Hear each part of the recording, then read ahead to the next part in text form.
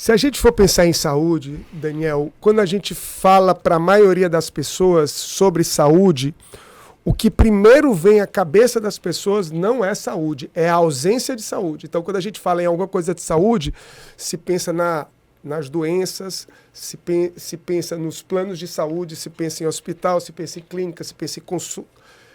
E o conceito de saúde é bem mais amplo do que isso, bem mais amplo do que os primeiros conceitos da Organização Mundial de Saúde, que antigamente era só a ausência de doenças, é muito mais do que isso.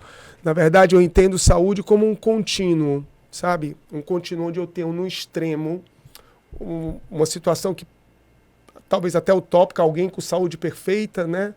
Plenas condições sociais, físicas, mentais, espirituais, e no outro extremo eu tenho a morte, digamos assim. A saúde ela fica transitando aqui como um dial de um rádio, sabe? Ora você transita mais para o lado, vamos chamar assim, polo positivo, ora para o polo negativo. A minha profissão, a educação física, é responsável de trazer as pessoas sempre um pouco mais para o polo positivo da saúde. Por quê?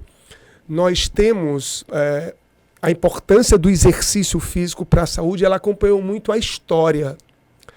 Se você entendesse o que era a saúde nos primórdios, você vai entender por que o exercício físico não fazia parte do conceito. Dá um exemplo. E eu vou voltar muitos anos atrás, se você me permite. Por favor.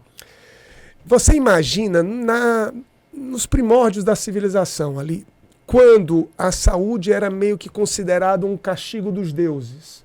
Então, se você fez alguma coisa errada, você vai ser castigado pelos deuses por essa coisa errada, e esse castigo ele vinha em forma de perda de saúde. Uma doença, uma lepra, uma tuberculose, enfim. Então, nesse ponto, onde é que o exercício se encaixava? Não poderia se encaixar em canto nenhum.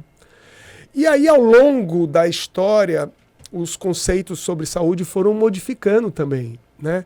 Então, por exemplo, nós tivemos a era bacteriológica, vamos chamar assim, ali entre os anos 1800 e o começo dos anos 1900, onde se entendeu que um elemento que estivesse dentro do seu corpo, um micróbio, um fungo, uma bactéria, era responsável por lhe causar perda de saúde. Então, quando o foco de saúde era nesse elemento, nesse patógeno, qual era o papel do exercício nisso? Nenhum.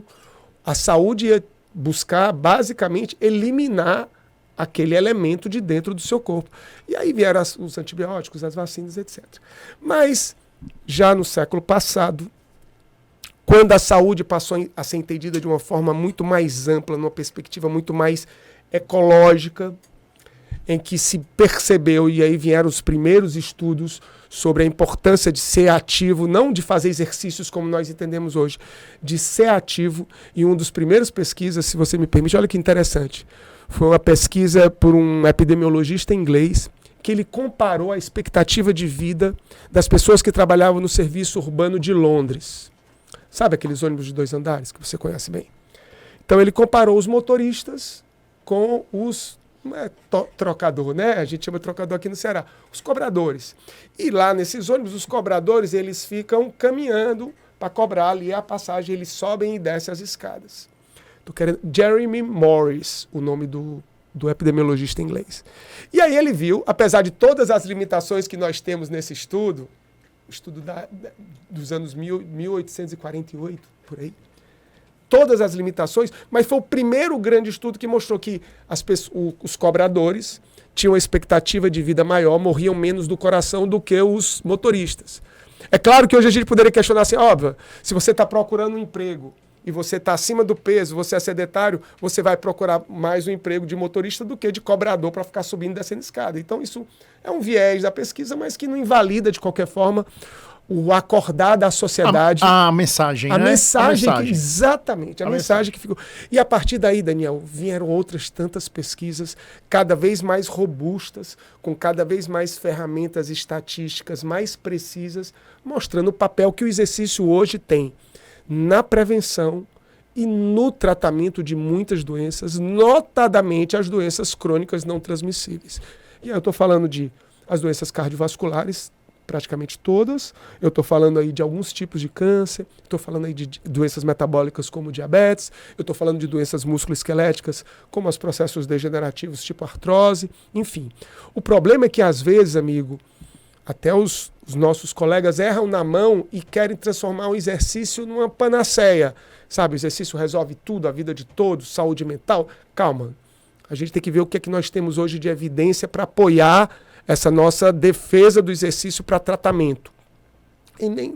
E às vezes, o exercício, quando mal dosado, ou quando mal indicado, ou mal prescrito, ele acaba podendo fazer algum tipo de dano. Mas, de um modo geral, Daniel, eu posso dizer para você que hoje é uma das intervenções mais baratas, mais eficazes e com menor efeito colateral em relação à prevenção e tratamento.